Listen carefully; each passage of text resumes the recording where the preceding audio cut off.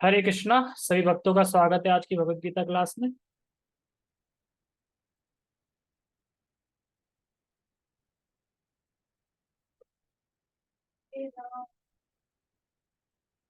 ओम अज्ञानतिमिरान्धस्य ज्ञानञ्जनशलाकया चक्षुरुन्मीलितं येन तस्मै श्रीगुरुवे नमः। श्रीचैतन्यमनोभीष्टं स्थापितं येन भूतले स्वयं रूपः कदा मह्यं ददाति सपदान्तिकं। वन्देऽहं श्रीगुरो श्रीयुतापदकमलं श्रीगुरून् वैष्णवांश श्रीरूपं साग्रजातं सहगण रघुनाथान्वितं तं सजीवं साधुवेकं सावधूतं परिजन सहितं कृष्ण चैतन्य देवं श्रीराधा कृष्ण पादान सहगण ललिता श्री विशाखाद्विशांच। हे कृष्ण करुणा सिंधु दीन बंधो जगतपते गोपेश गोपिका कांता राधा कांता नमस्ते। तप्त कांचन गौरांगी राधे वृंदावनेश्वरी वृषभानुसुते देवी प्रणमामि हरिप्रिये। वाञ्छाकल्पतरुभ्यश्च कृपा सिन्धुभ्येव च पतितानां पावनेभ्यो वैष्णवेभ्यो नमो नमः। जय श्री कृष्ण चैतन्य प्रभु नित्यानंद श्री अद्वैत गदाधर श्रीवासादि गौर भक्त वृंद। हरे कृष्णा कृष्णा कृष्णा हरे हरे हरे राम राम राम हरे हरे। रामाय रामभद्राय रामचंद्राय वेदसे रघुनाथाय नाथाय सीताय पते नमः। नमः विष्णुपादाय कृष्णपृष्ठाय भूतले श्रीमते भक्तिवेदांत स्वामिने इति नामिने। नमस्ते सारस्वते देवे गौरवाणी प्रचारिणे निर्विशेष शून्यवादी पाश्चात्य देशधारिणे। हरे कृष्णा। तो सभी का बहुत बहुत स्वागत है आज की भगवद गीता क्लास में। और आज का श्लोक बहुत अच्छा है। जैसे कि आज का श्लोक जो है, जो अभी तक जितने श्लोकों का वर्णन हुआ है, क्या हुआ ये वो जाता है, कोई नई बात थोड़ी है। हाँ हाँ, वो हाथ बढ़ गया, बाद में करते ठीक है। इंस्टॉल कर देना, दोबारा इंस्टॉल कर देना, कोई बात नहीं। एक मोड तक तो एक मोड नीचे आ रहा है, कुछ नहीं, रिस्टार्ट कर लो फोन।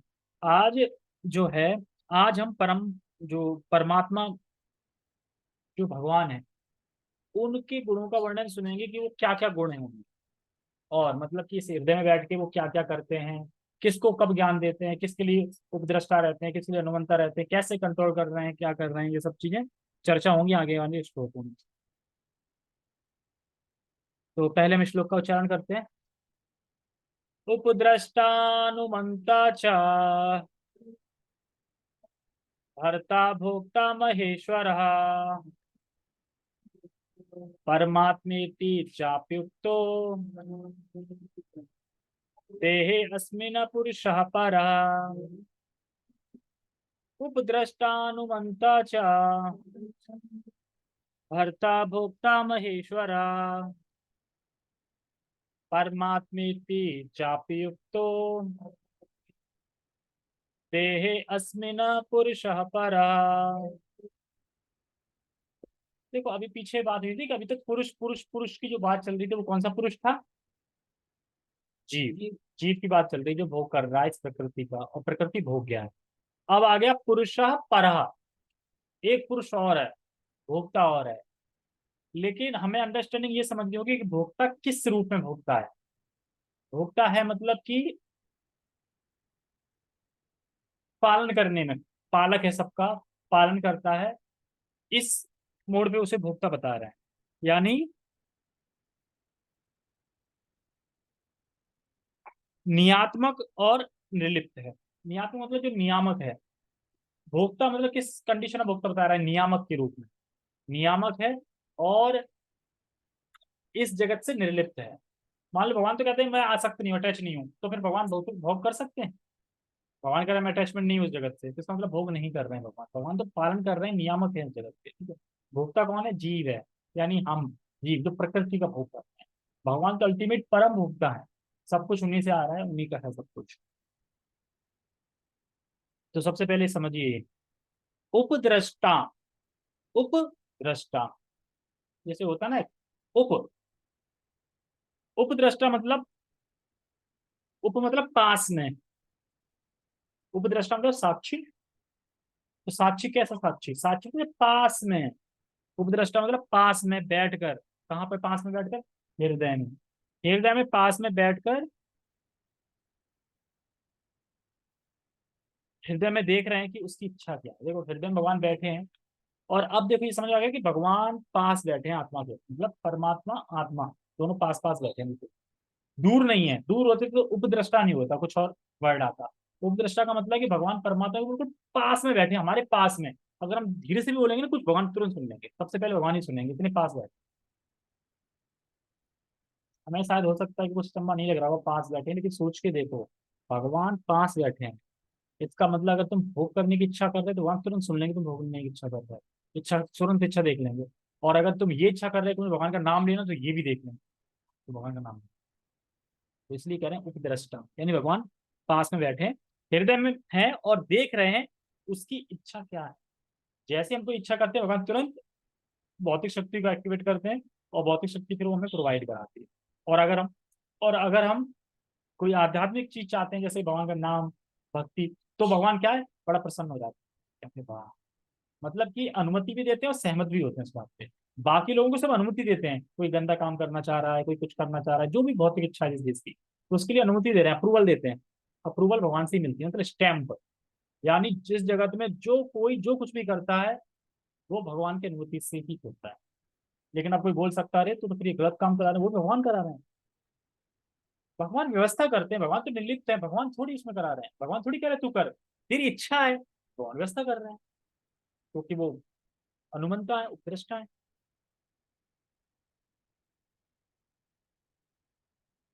क्या वॉल्यूम स्लो है?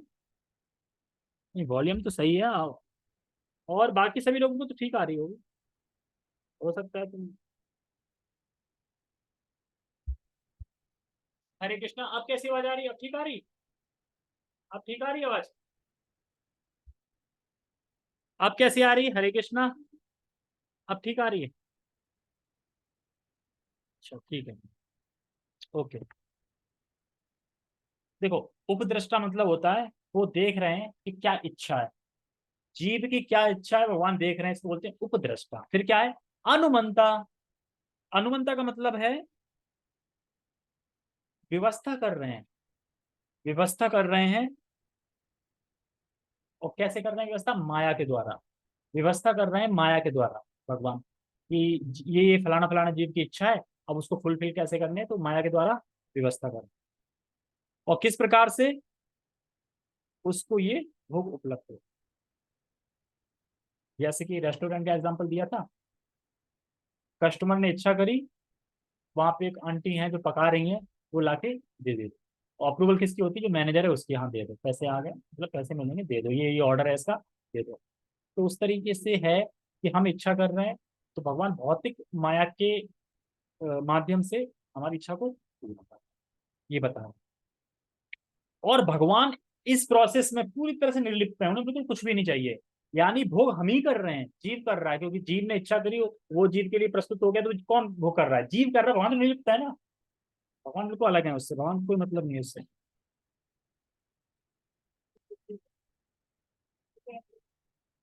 ये कृष्ण सारे जीवों के भोक्ता हैं, लेकिन भोक्ता राम यज्ञ तपसा, यही श्लोक है ना।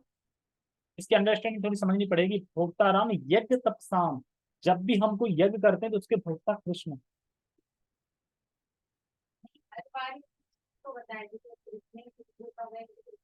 देख वो इंजॉय के ऊपर बताएगी कि इंजॉय कौन है। इंजॉय मतलब कृष्ण ही है, कृष्ण एंजॉय करते हैं, हमें लगता है कि हम इंजॉय करते हैं, लेकिन जैसे प्रकृति देखे, देखो भगवान यहाँ पे बोल रहे हैं कि मैं प्रकृति से निर्लिप्त हूँ, तो भोग कैसे करेंगे निर्लिप्त है तो? भगवान प्रकृति का भोग करेंगे, तो मतलब प्रकृति मतलब कि जो मटेरियल चीज है उनका भोग तो करेंगे नहीं, भगवान तो व्यवस्था करते हैं उसके द्वारा। लेकिन परम भोक्ता भगवान को इसलिए बोले जा रहे हैं कि वो नियामक और कंट्रोलर हैं सबके।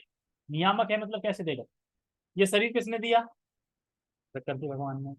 हम कोई अगर भोग कर रहे हैं तो उसकी शक्ति कहाँ से आ रही है? भगवान से आ रही है, तो उस हिसाब से भगवान भोक्ता को ले जाए। शक्ति तो भगवान की ही है, ठीक है, तो वही है। और आत्मा को तो कोई मतलब है नहीं इससे। जब सोच के देखो, शरीर भोग कर रहा है, आत्मा को भी कोई मतलब नहीं है इस भोग से, तो परमात्मा को क्यों होगा भोग से मतलब है, जब आत्मा को नहीं है।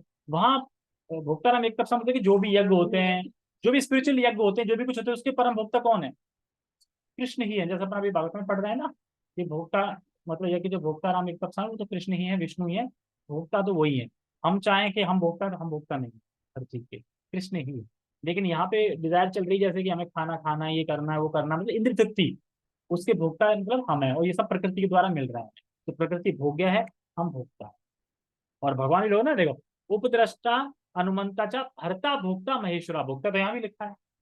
यहाँ भोक्ता का मतलब क्या है, भोक्ता का मतलब समझना पड़ेगा। भोक्ता के दो अर्थ होते हैं।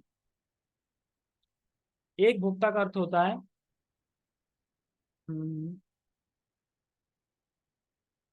जो भोग कर रहा है लिप्त है, वो जीव है, और भगवान जो नियामक है और निर्लिप्त है। और एक भोक्ता होता है राज, जैसे पूरा राज्य, जो राज्य नहीं होता, जैसे अभी प्रधानमंत्री पूरे देश का नहीं माना जाएगा भोक्ता, इस तरीके से। तो ऐसा तो है नहीं कि आप भोग कर रहे हो, लेकिन भोक्ता माने जाएंगे, वो सारा कुछ तो उन्हीं के अंदर चल रहा है, तो उस तरीके का है। वो अभी इसमें आएगा तो क्लियर हो जाएगा, ठीक है। तो क्या क्या मैंने बताया?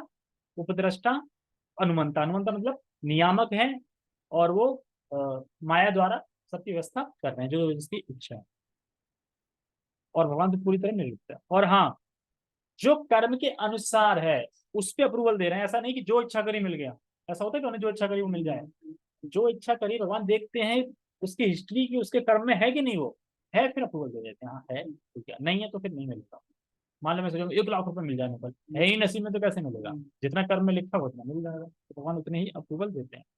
अब अगर आप भक्ति करना चाहते हैं, तो अब ये पॉइंट ध्यान से सुनो। ये तो अगर भोग करने की इच्छा कोई कर रहा है, तो भगवान माया द्वारा व्यवस्था कर रहे हैं। लेकिन कोई भक्ति करना चाह रहा है, तो भगवान तो पास में बैठे हैं ना, बिल्कुल बिल्कुल पास में बैठे। तुमने तुरंत सोचा, यार भक्ति करना चाहता हूँ, भागवतम पढ़ना चाहता हूँ, टाइम नहीं मिल रहा, समय नहीं मिल रहा, फिर भगवान क्या करेंगे? अच्छा, समय नहीं मिलना चाह रहा है, अच्छा तुम भागवतम पढ़ना चाहते हो, मेरी भागवतम, बड़ा प्रसन्न हो जाते हैं भगवान, और तुरंत व्यवस्था कर देते हैं, कैसे ना कैसे करके भक्तों का संग करा देंगे, भक्तों से मिला देंगे, ताकि ये पढ़ लें। और इसमें भगवान की अनुमति भी होती है और सहमति भी होती है। उसमें सहमति नहीं होती। कोई मान लो किसी का मर्डर करने की इच्छा कर रहा है, तो भगवान अनुमति देते हैं उसके कर्म के हिसाब से, व्यवस्था कर दी। लेकिन भगवान उससे सहमत नहीं है बिल्कुल भी कि हाँ तू करे।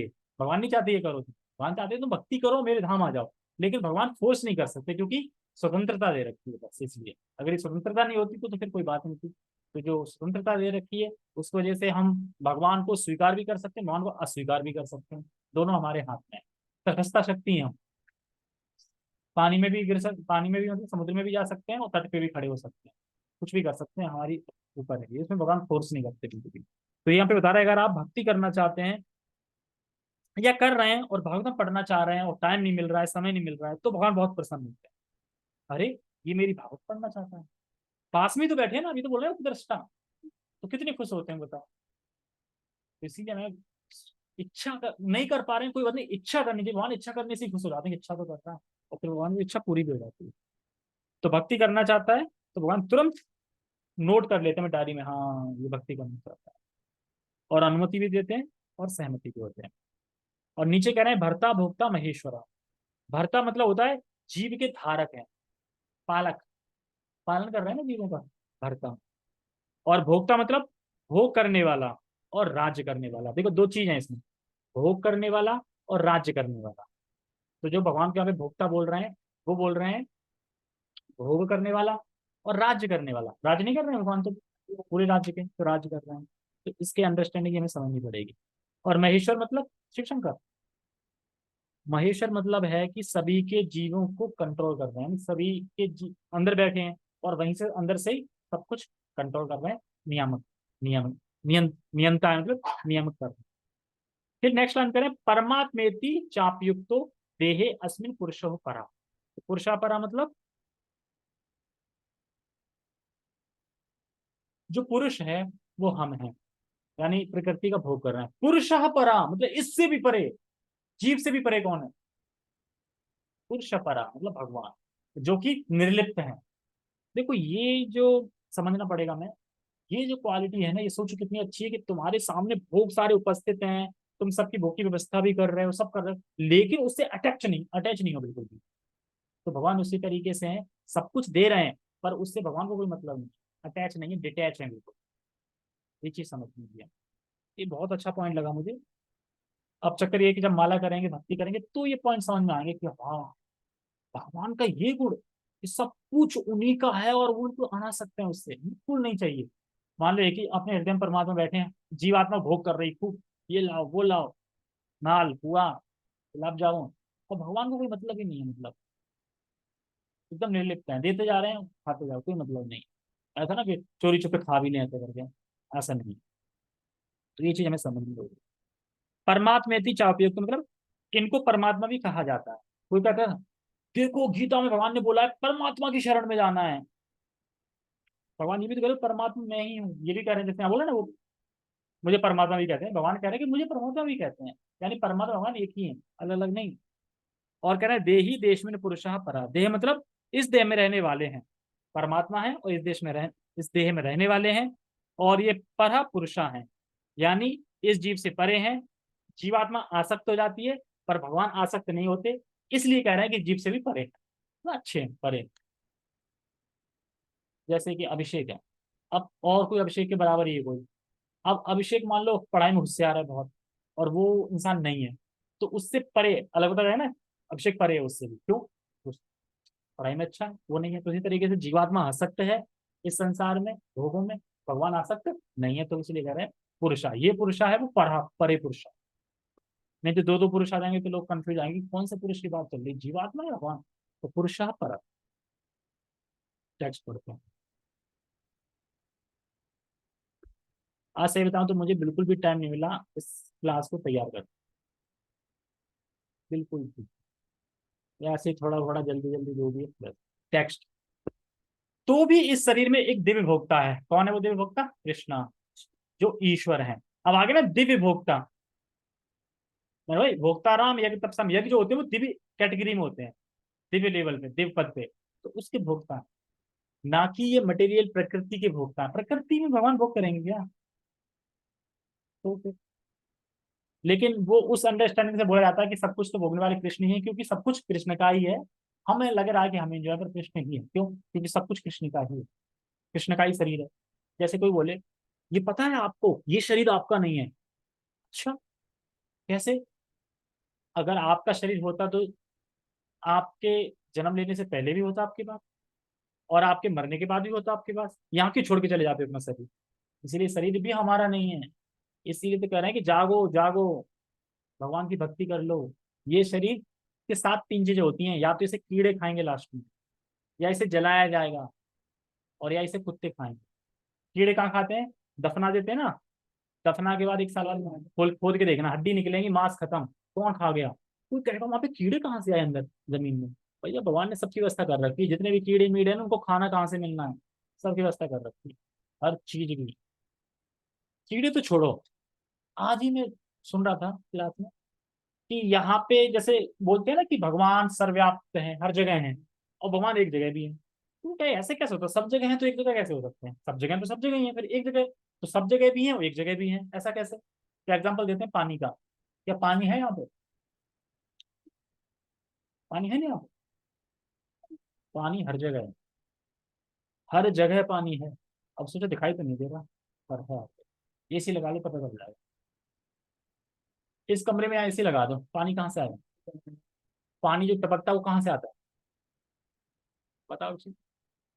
एसी में पानी, एसी जब लगाते हैं तो एक पाइप छोड़ते हैं पानी के लिए, जो कि कुछ एक दो 15-20 दिन में भर जाता है वो पूरा पानी, और पानी भी अच्छा होता है, वो खराब नहीं होता। तो बताओ वो पानी आता कहाँ से? है?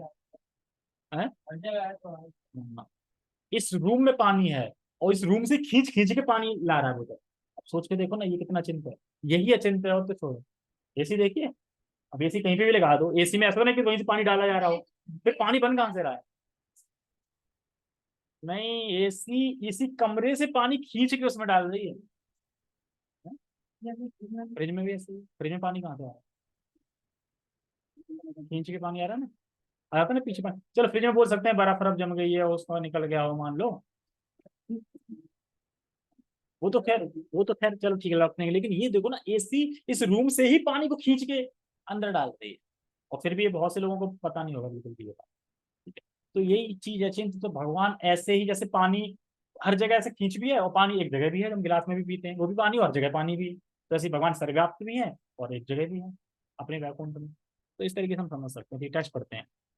जो ईश्वर हैं, परम स्वामी हैं, और साक्षी तथा अनुमति देने वाले के रूप में विद्यमान है, और जो परमात्मा कहलाता है। देखो तीन कैटेगरी में भगवान को समझ सकते हैं। एक होते हैं ओवरसीव, ओवरसीव ओवरसीव मतलब देख रहे हैं सब कुछ, पूरे प्रकृति और सब कुछ देख रहे हैं भगवान। और परमिटेड मतलब कि स्टैंप भी लगा रहे हैं, जब भी कोई कुछ इच्छा करता है जीव तो स्टैंप भी लगा रहे हैं उसके कर्मों के अनुसार, दो कार्य कर रहे हैं। और तीसरा है, अगर कोई डिवोटी बन जाए तो वही भगवान जो अनुमंता उपद्रष्टा है वो तुरंत दिव्य फॉर्म में हो जाते हैं, और वह चैत्य गुरु बन जाते हैं। यानी अब वो तुम्हें शिक्षा देने लगते हैं अंदर से, ये नहीं ये करो, यहाँ जाओ यहाँ कथा चल रही है, यहाँ जाओ भक्तों का संग करो। भगवान, तो जब तक हम मटेरियल जीवन जी रहे हैं, मतलब बस भोग भोग भोग, तब तक भगवान को कोई मतलब नहीं है। भगवान उपद्रष्टा रहते हैं, जो तू करते जा रहा है इच्छा पूरी होती जा रही है, इच्छा के हिसाब से करते जा रहे हैं कर्म के हिसाब से। जैसे ही कोई डिवोटी बन जाता है, भगवान की भक्ति कर लेता है, भगवान तुम बताने लगते हैं ये गलत है ये सही है, ये गलत, चैत्य गुरु बन जाते हैं। जैसे अपने हृदय में परमात्मा है, एक अपने हृदय में कृष्ण को भी देख सकते हो कैसे, शुद्ध भक्त बन जाओगे तो हृदय में कृष्ण भी दिखेंगे। जो योगी है उनको परमात्मा के रूप में दिखते हैं, जो एक मिल मिल जाना चाहते हैं उसमें परमात्मा रूप में दिखते हैं उसको, क्योंकि उनके अंदर सेवा भाव नहीं होती, इसलिए मिल जाना चाहते हैं वो। लेकिन जो डिवोटी होता है, भक्त होता है, वो सेवा करना चाहता है, तो उसे श्याम सुंदर रूप में बोलते हैं ना, प्रेमंजना छुरुत भक्ति विलोचन यम श्याम सुंदर हृदयंती, मतलब हृदय में श्याम सुंदर रूप में भगवान दिखाई देते हैं। बहुत अच्छा है। तो भगवान नियामक के रूप में है, देख रहे हो, और इच्छा को फुलफिल करते हैं। परा पुरुषा का मतलब बता दिया मैंने, जीवों से अलग है। और भरता मतलब जीव के धारक हैं, यानी जीव के साथ भगवान को भी रहना होगा हर शरीर में। एक माँ भी अपने बच्चे के साथ क्या हमेशा रह सकती है, कितना भी प्रेम करती हो फिर भी रहती है, लेकिन भगवान अपने पुत्र के साथ हमेशा रहे। सोचो, वो हमेशा ताक में रहते कि कब जीव मेरी तरफ देखेगा, कब जीव मेरी तरफ देखेगा, कब ये भक्ति उन्मुख होगा तो मैं इसको धाम ले। और हमेशा बने रहते हैं, स्वर्ग की होनी में चले जाओ वहां भी विराजमान हो, लेकिन वो अपनी दिव्य स्थिति में रहते हैं, नो डाउट, लेकिन ऐसा करता है। और भोक्ता, हाँ भोक्ता बोले, भोक्ता भोक्ता मतलब है अर्थात वे जीवों के पालक। कैसे पालक हैं जीव के, जीव के लिए तो सारे भोग की व्यवस्था भगवान ही करते हैं, इसलिए भोक्ता है। भगवान ही करते थे। भोक्ता का अर्थ है, भोक्ता का अर्थ वो नहीं लेना चाहिए खाने वाले भोक्ता। भोक्ता करती है कि सभी जीवों का पालन कर रहे हैं और व्यवस्था कर रहे हैं। और जैसे कैसे कर रहे हैं, आंख नाक कान इसी से तो भोग रहे हैं ना, आंख से भोग रहे हैं वस्तु, मुंह से भोग रहे हैं, कान से भोग रहे हैं। तो ये कौन किसने दिया, आंख नाक कान सब विषय कहाँ से आए, शरीर किसने दिया, किसकी शक्ति से चल रहा है शरीर, सब कुछ हो रहा है, तो इस तरीके से व्यवस्था कर रहे हैं। और भगवान, तो शक्ति भी भगवान ही दे रहे हैं, तो भगवान ही पालक है यानी भोक्ता है। तात्पर्य पता नहीं पूरा हो पाएगा कि नहीं है।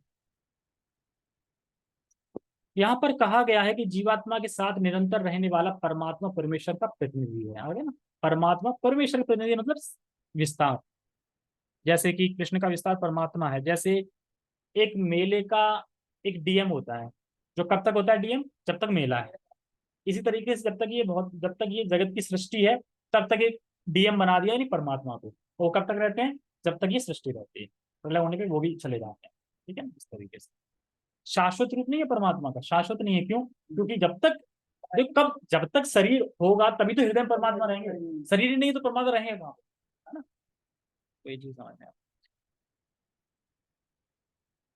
चूंकि वह सामान्य जीव नहीं है, मतलब परमात्मा की बात कर रहे हैं। चूंकि अद्वैतवादी चिंतक शरीर के ज्ञाता को एक मानते हैं, अतएव उनके विचार से परमात्मा तथा जीवात्मा में कोई अंतर नहीं। जो अद्वैतवादी है ना वो कहते हैं सब एक, परमात्मा आत्मा एक ही है, ठीक है। इसमें तो नहीं लिखा है कि बहुत मना कर रहे हैं। और इसी कारण से उन्हें कभी मुक्ति नहीं मिल पाती, क्योंकि वो परमात्मा आत्मा को एक ही समझते हैं, इसलिए नहीं मिल पाती। अतएव उनके विचार से परमात्मा तथा जीवात्मा में कोई अंतर नहीं। इसका स्पष्टीकरण करने के लिए भगवान कहते हैं कि वे प्रत्येक शरीर में परमात्मा में विद्यमान है, वे जीवात्मा से भिन्न है, वे पर हैं, दिव्य है। दिव्य है मतलब कुछ लोग बोल रहे हैं कि परमात्मा जीव एक है तो नहीं, वह जैसे एक एक तो नहीं है, तो यहाँ पे ये बता रहा है कि परमात्मा जीव एक नहीं है, वो एक स्थान पे रहते हैं पर हैं अलग अलग। हृदय देश में एक ही स्थान में परमात्मा आत्मा रहते हैं, पर वो एक नहीं है। भगवान तब भी प्रेरणा देते हैं जब कोई जीव सुकृत होता है। मतलब कहने का ये है कि भगवान एक ही स्थान में रहते हैं, एक ही हैं, लेकिन वो कब एक्टिवेट होते हैं, जब कोई कुछ सुकृति मिल जाए किसी को या भक्ति का कुछ कार्य करे तो फिर उसे मतलब आदान प्रदान करने लगते हैं उससे भगवान। फिर समझ में आता है हाँ कि कोई तो अंदर से आवाज आई मुझे। अंदर से कौन आवाज दे रहा हुआ बैठा है क्या अंदर? हाँ, अंदर से आवाज आई। वो अंदर से आवाज नहीं थी, वो मन की आवाज होती है, जो लोग कहते हैं ना भगवान की परमात्मा की आवाज एक अलग ही होती है, वो सिर्फ एक बार बोलते हैं इस तरीके से। जैसे जाने कौन कथा में सुन रहा था कि हमारे धड़कन भी बोल रही है दुख दुख दुख। दुख मतलब दुख है यहाँ पे, निकलो यहाँ से, दुख दुख दुख कर रही ना, फिर भी उसकी आवाज सुनाएंगे, दुख दुख बोले जा रहे। जीवात्मा किसी विशेष क्षेत्र कार्यों को भोगता है, लेकिन परमात्मा किसी भी सीमित भोक्ता के रूप में या शारीरिक कर्मों भाग लेने वाले के रूप में विद्यमान नहीं रहता, अपितु साक्षी अनुमतिदाता तथा परम भोक्ता के रूप में स्थित रहता है। ऐसा नहीं है कि भगवान किसी एक शरीर में रह के भोग कर रहे हैं, और ऐसा भी नहीं है कि भगवान सभी के शरीर में रह के भोग कर रहे हैं। अगर किसी एक शरीर में रह के भोग करेंगे तो सबके शरीर में भोग करेंगे, क्योंकि परमात्मा है तो एक ही एक। तुम्हारे मेरे अगर मेरे में कर रहे हैं तो तुम्हारे में भी कर रहे हैं वो।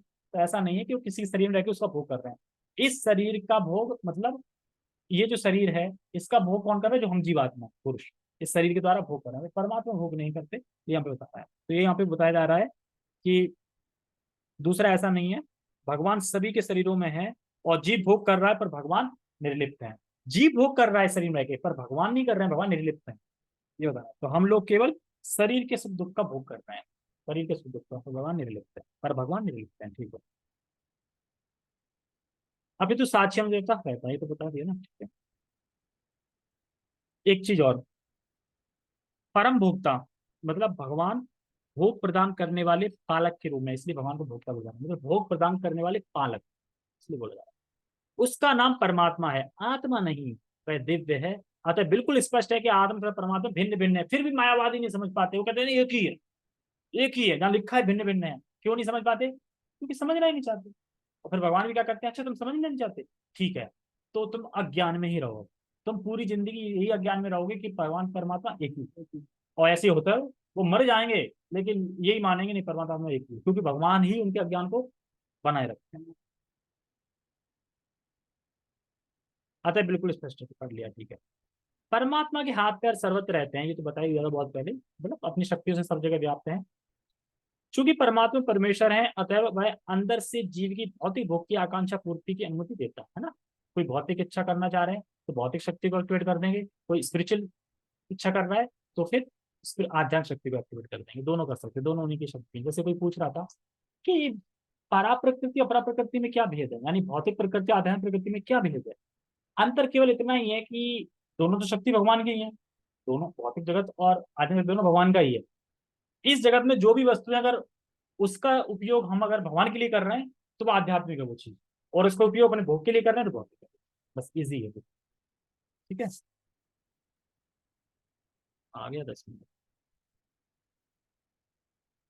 कहाँ पे थे? क्योंकि परमात्मा परमेश्वर है, अतः वह अंदर से जीव की भौतिक भोग की आकांक्षा पूर्ति की अनुमति देता है। परमात्मा की अनुमति के बिना जीवात्मा कुछ भी नहीं कर सकता। इसलिए हमें कभी अहंकार नहीं आना चाहिए कि मैं जो कुछ भी अच्छा कर पा रहा हूँ अच्छा, तो ये नहीं समझे कि मैंने किया, और उसको फॉरवर्ड कर देना चाहिए कृष्ण को, गुरु को। क्योंकि कह रहे हैं ना, भगवान की मर्जी के नाम कुछ भी नहीं कर सकते। तो हम जो कुछ भी कर पा रहे हैं अच्छा, तो किसकी मदद से कर रहे हैं? इसीलिए हम जो माला भी कर पाते हैं ना, तो कौन करवा रहा है? माला भी भगवान ही करवा रहा है, हमने सिर्फ इच्छा करी माला करने की। हमने सिर्फ इच्छा करी है कि मुझे माला करनी है, करवा भगवान रहे हैं, कह रहे हैं ना आप। अनुमति बिना कुछ नहीं हो सकता, भगवान अनुमति देते हैं तो फिर होता है।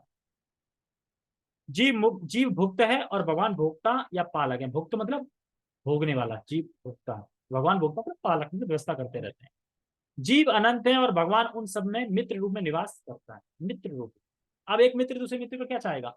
भला चाहेगा।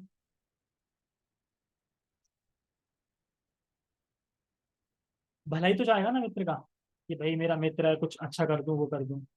तो उसी तरीके से यहाँ पे बता रहे हैं, कहाँ पे गए, रिश्ता पूरी संबंधित है। मैंने कहीं देखा।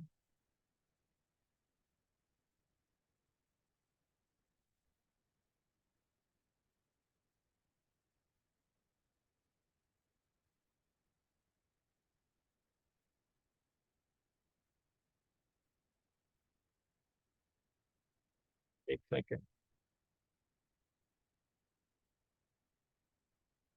अच्छा ठीक है, निवास करता से है, ठीक है। जैसे मैंने बोला ना, अपने मित्र, अगर कोई आपका मित्र है तो आप मित्र को सुख सुख ही देना चाहोगे, सुख देना चाहोगे, सुखी रखना चाहोगे अपने मित्र को, अगर मित्र हो सब कुछ करना चाहता है। यदि जीव भोग करना चाहता है, ठीक है कर लो, तब भी भगवान त्यागते नहीं उसको, समझे। जैसे एक मित्र, मित्र रूप में बैठे हैं भगवान। अब मित्र मान लो भोग करना चाहता है, भोग की इच्छा है, तो भगवान क्या कहते हैं, चल ठीक है कोई नहीं, गलत है लेकिन तू कर ले, तू मित्र है तो मेरा। कभी उसे त्यागते नहीं, यार क्या है तुम भोग करना चाहते हो मित्र होके, फिर भी मैं तो चला, आज से तुम्हारी मेरी दोस्ती खत्म, नहीं। फिर भी उसे त्यागते नहीं, फिर भी उसे भोग की पूरी व्यवस्था देते हैं। लेकिन जीव में परमेश्वर आदेश को अस्वीकार करने की, प्रकृति पर प्रवृत्ति जताने के उद्देश्य से स्वतंत्रता पूर्वक कर्म करने की प्रवृत्ति पाई जाती है। क्योंकि उसमें यह प्रवृत्ति होती है, अतः वह परमेश्वर की तटस्थ शक्ति कहलाता है। तटस्थ शक्ति तो मैंने बता ही दिया ना, तट पे स्थित, उधर भी जा सकता है, उधर भी जा सकता है।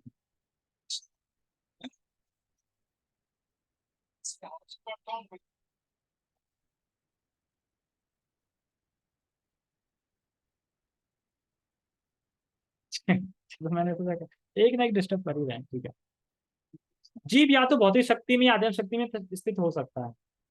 जब तक वह भौतिक शक्ति द्वारा बद्ध रहता है, तब तक परमेश्वर मित्र रूप में परमात्मा की तरह उसके भीतर रहते हैं, जिससे उसे आध्यात्मिक शक्ति में वापस ले जा सके। यानी भगवान हमेशा इंतजार करते रहते हैं कि कभी तो ये मुड़े, कभी तो मुड़े, तैसी मैं तुरंत इसको ले जाऊंगा अपनी आध्यात्मिक शक्ति में। तो वो हमेशा इंतजार करते रहते हैं, मित्र के रूप में बने रहते हैं। भगवान उसे आध्यात्मिक शक्ति में वापस ले जाने के लिए सदैव उत्सुक रहते हैं, लेकिन अपनी अल्प स्वतंत्रता के कारण जीव निरंतर आध्यात्मिक प्रकाश की संगति ठुकराता है। देखो ये समझो, ठुकराता है। अगर आपका संबंध किसी से अच्छा है, अच्छा ना हो, और वो आपको एक कोई उपहार दे, तो तुम क्या बोलोगे, है संबंध अच्छा नहीं है, ठुकरा दोगे। अगर वो अच्छी बातें भी कर रहा है, अच्छा कुछ बोल रहा है, बेकार है, हटा, मुझे नहीं सुनना, ऐसे। तो भगवान इतने शक्तिमान, सर्वशक्तिमान है, और कोई बोले कि भगवान में सर्वशक्तिमान है, हमें जबरदस्ती धाम क्यों नहीं ले जाते, मित्र है ना हमारे, तो क्यों यहाँ पे भोग में डाल रखा है? ले जाओ ना, क्योंकि भगवान तो लेने के लिए बैठे हैं। हम कहाँ चाहते हैं ना, स्वतंत्र इच्छा तो हमने ले रखी है ना। एक तो ये पॉइंट। दूसरा ये कि जबरदस्ती भी ले जा सकते हैं। तो दादी जिस तरह भगवान सर्वशक्तिमान है, उस तरीके से भगवान नम्र भी है। और भगवान हमसे बहुत प्रेम करते हैं, यानी अपने अंशों से बहुत प्रेम करते हैं। और प्रेम को खरीदा नहीं जा सकता, जबरदस्ती खरीदना हो गया ना जबरदस्ती तो। जबकि भगवान पे समग्र शक्ति है, समग्र पैसा भगवान के पास, फिर भी वो खरीद नहीं सकते। क्यों? भगवान बहुत प्रेम करते हैं, भगवान प्रेम से ही ले जाना चाहते हैं, स्वेच्छा से। जब स्वेच्छा से हम अपने आप को, भगवान को स्वेच्छा से अपने आप को समर्पण कर देंगे, तब भगवान ले जाएंगे, तब तक नहीं ले जाएंगे। और जो स्वतंत्रता दी है, उस स्वतंत्रता ही जरूरी है, वही इच्छा होनी चाहिए सरेंडर करने की, तभी ले जाएंगे। बोले ना इच्छा दे रखी है। तो ये यहाँ पे बता रहे हैं कि भगवान नम्र हैं, और हम सबसे बहुत प्रेम करते हैं, और प्रेम को खरीद नहीं सकते हैं। तो भगवान सीधे ज्ञान दे दें, कोई बोले अच्छा तो भगवान ज्ञान दे दे ना। भगवान बोल रहे हैं ना कि मैं जबरदस्ती नहीं रह सकता, तो ज्ञान दे दें, ज्ञान आ जाएगा तो मैं समझ जाऊंगा, मैं कृष्ण का अंश हूं, फिर मैं चला जाऊंगा। यार ये भी नहीं कर सकते, नहीं तो फिर इसमें विमर्शता का मतलब दोष लग जाएगा, वैषम्यता का। अच्छा भगवान उसको ले गए, हमें नहीं ले गए, नहीं लग जाएगा डुअलिटी का। ये भी नहीं कर सकते, भगवान भगवान वैषम्यता का दोष लग जाएगा। इसलिए भगवान भक्ति को, इसलिए भगवान भक्त को भेजते हैं, गुरु को भेजते हैं कि तुम जाओ, तुम बताओ मेरे बात, तुम बता सकते हो कैसे भी, तुम्हें दोष नहीं लगेगा, भगवान में दोष लग जाता है। तो हमें स्वेच्छा से अपनी स्वेच्छा को समर्पण करना है भगवान। स्वतंत्रता का यह दुरुपयोग ही बद्ध प्रकृति में उसके भौतिक संघर्ष का कारण है। तो इसीलिए भौतिक संघर्ष का कारण है, मतलब भगवान से विरुद्ध चलने की जो भावना है, वही इस जगह में बार बार हमें जन्म मृत्यु का चक्र चला रही है। अतः भगवान निरंतर बाहर तथा भीतर से आदेश देते रहते हैं। बाहर से भगवत गीता से देते हैं, अंदर से परमात्मा रूप में। और भीतर से वे जीव को यह विश्वास दिलाते हैं कि भौतिक क्षेत्र में उसके कार्यकलाप वास्तविक सुख के लिए अनुकूल नहीं। मतलब यही संस्पर्शजाब होगा, मतलब कि जो इंद्रिया है ना, जो इंद्रियों से भोग कर रहे हैं, यही दुख का कारण है। तुम यहाँ सुखी नहीं हो सकते अर्जुन। मान लो भगवान बोले कि तुम यहाँ सुखी नहीं रह सकते, तो भगवान ये बता रहे हैं कि तुम यहाँ पे सुखी अनुकूल है ही नहीं है, वातावरण अनुकूल ही नहीं है। तुम भोग करोगे दुख पाओगे, भोग करोगे दुख पाओगे, भोग करोगे दुख पाओगे। मोबाइल लिया टूट गया तो दुख, अच्छा बनाया लेकिन नमक ज्यादा हो गया तो दुख। जैसे कोई कभी कोई बड़ा नहीं होती, तो ये खाएंगे खूब दाब के, पता चले नमक ज्यादा हो गया, वो सारी प्लानिंग खत्म हो गई, बताओ। ऐसे बता रहा इस प्रकार जो बुद्धिमान व्यक्ति परमात्मा में अथवा भगवान में श्रद्धा रखता है वह सच्चिदानंद जीवन की ओर प्रगति करने लगता है। तो अगर हम इस विचार को त्याग देंगे कि हम इस भौतिक जगत में सुखी रह सकते हैं, तो ही हम भगवान की तरफ मुड़ सकते हैं, जा सकते हैं। और लास्ट में कह रहे हैं कि नवदा जो भक्ति है, इस भक्ति में से हम किसी एक भक्ति के प्रोसेस को भी पकड़ लेंगे तो भगवान उसी से धीरे धीरे धीरे धीरे हमें धाम की तरफ प्रगति कराते चले जाए। नवदा भक्ति की किसी भी भक्ति को पकड़ लेंगे, श्रवण को पकड़ लो, कीर्तन कीर्तन को पकड़ लो, किसी भी चीज को पकड़ लो, तो भगवान व्यवस्था। ओके, सो बहुत बहुत धन्यवाद सभी का। जगत गुरु शील प्रभुपाद की जय, श्रीमद् भगवद गीता की जय, नित्य नित्य गौर प्रेमानंदे, हरे कृष्णा। ओके।